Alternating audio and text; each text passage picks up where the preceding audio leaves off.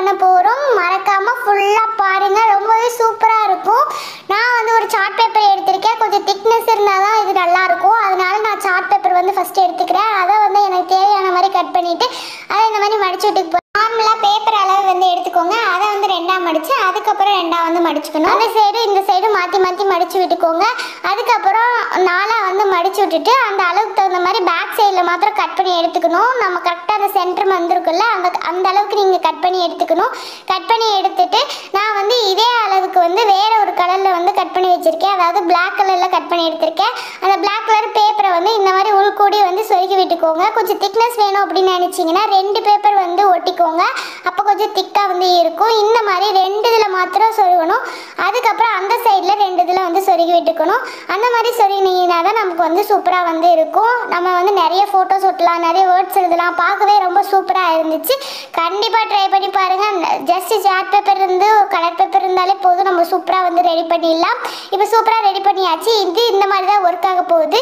இப்போ இதில் என்ன பண்ண போகிறேன்னு நினச்சிங்கன்னா, இந்த மாதிரி எனக்கு என்னெல்லாம் எழுதுன்னு தோணுதோ அதெல்லாம் வந்து எழுதிட்டு இந்த பிளாக் கலரில் வந்து ஒட்டி விட்டுக்கு போகிறேன். அந்த பிளாக் கலர் அவுட்லைன் தெரியணும் அப்படின்னு சொல்லிட்டு கொஞ்சம் குட்டியாக வந்து கட் பண்ணி அதுக்குள்ளே எழுதியிருக்கேன். மிச்சம் இருக்கிற எல்லா இடத்துலையும் நான் வந்து ஃபோட்டோ ஒட்ட போகிறேன். பார்க்குறதுக்கு ரொம்பவே சூப்பராக இருந்துச்சு, ரொம்ப மெமரபிளாக இருந்துச்சு. நீங்கள் என்னெல்லாம் ஒட்டணும் என்னெல்லாம் எழுதணும்னு நினைக்கிறீங்களோ அதெல்லாம் எழுதி கொடுக்கும்போது ரொம்பவே சூப்பராக வந்து இருக்கும். நான் வந்து ஹாப்பி பர்த் கார்டு மாதிரி ரெடி பண்ண போகிறேன். நீங்கள் இப்போ வரப்போகுது வேலண்டைன்ஸ் டே, அது கூட நீங்கள் ரெடி பண்ணலாம். ரொம்பவே சூப்பராக வந்து இருக்கும். நான் வந்து எங்கள் ஃபேமிலி ஃபோட்டோவை வந்து பிரிண்ட் அவுட் எடுத்துகிட்டு வந்திருக்கேன். அதை வந்து சின்ன சின்னதாக கட் பண்ணி எப்படி ஒட்டினா நல்லாயிருக்குமோ அந்த மாதிரி வந்து ஒட்டி விட்டுக்க போகிறேன்.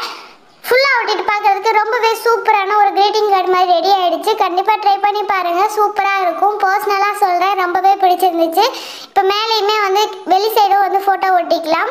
நீங்கள் வேறு ஏதாவது டிஃப்ரெண்ட்டாக பண்ணணுன்னா கூட பண்ணிக்கோங்க. இப்போ சூப்பராக வந்து ஒட்டி எடுத்துட்டேன். இப்போ முன் பேஜில் வந்து பிளாங்காக இருக்குது. ஸோ அது கொஞ்சம் டெக்கரேஷன் இருந்தால் நல்லாயிருக்கும் அப்படின்னு சொல்லிட்டு வேறு ஒரு கலர் பேப்பர் எடுத்துகிட்டு இந்த மாதிரி வந்து கட் பண்ணி ஒட்டிக்க போகிறேன். சென்டரில் வந்து ஒயிட் கலர் ஒட்டினா இன்னும் நல்லாயிருக்கும், அட்ராக்டிவாக இருக்கும் அப்படின்னு சொல்லிட்டு அதே மாதிரி சென்டரில் வந்து ஒயிட் கலர் வந்து ஒட்டிக்கலாம். பார்க்குறதுக்கு ரொம்பவே சூப்பராக வந்து இருக்கும். இந்த மாதிரி டபுள் கலர் ஒட்டினீங்கன்னா இன்னுமே அட்ராக்டிவாக இருக்கும். அதில் வந்து ஐ லவ் யூ அப்படின்னு சொல்லிட்டு நான் எழுதிக்க போகிறேன். 2 சைட்லையுமே எழுதிக்க போகிறேன். ஒன் சைடில் நீங்கள் வேறு ஏதாவது எழுதணும் கூட எழுதிக்கோங்க. ரெண்டுமே கொஞ்சம் டிஃப்ரெண்ட்டாக இருக்கட்டும்னு சொல்லிட்டு டிஃப்ரெண்ட்டாக கொஞ்சம் ஸ்டைலிஷாக வந்து எழுதியிருக்கேன். எனக்கு தெரிஞ்ச மாதிரி எழுதியிருக்கேன். ஓகேங்களா?